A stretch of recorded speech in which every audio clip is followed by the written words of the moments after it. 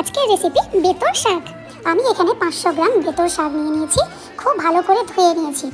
এবার শাকের যে ডালগুলো সেগুলো বাদ দিয়ে আমি শুধু পাতাগুলো খুব ভালো করে বেছে নেব, মানে শুধু ডালগুলো। এবার আমি শাকের পাতাগুলো ছোট ছোট করে কেটে নেব। আমি এখানে সবজি নিয়েছি একটি বেগুন, আলু আর শিম। আলুটাকে আমি ঠিক চৌকো চৌকো ছোট ছোট করে কেটে নেব যে ঠিক মতো। শিমগুলোকেও আমি ঠিক ছোট ছোট করে কেটে নেব এবং ভেবেছিলাম যে বেগুনটা আমি অর্ধেক ব্যবহার করব, তো আমি বেগুনটা অর্ধেকই এখানে নিয়েছি। ব্যবহার করলে শাকের টেস্ট কিন্তু অনেকটা বেড়ে যায়। এবার আমি কড়াইয়ে 1 থেকে 2 টিস্পুন পরিমাণে তেল দিয়ে দিলাম। কড়াইয়ের মধ্যে শুকনো লঙ্কা 5 ফোড়ন দিয়ে ভালো করে নাড়াচাড়া করে রসুনটা ভেজে নেব। এবার আমি তেলের মধ্যে হলুদ দিয়ে দিলাম। আমি সবজিগুলো একটু ভেজে নেব, কারণ আমি এখানে কেটে রাখা শাকগুলো কড়াইতে দিয়ে দিলাম।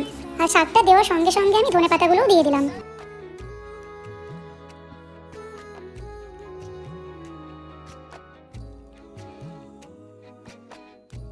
তৈরি করে নিলাম বেতর শাক বা বেতুয়া শাক। এই রেসিপিটি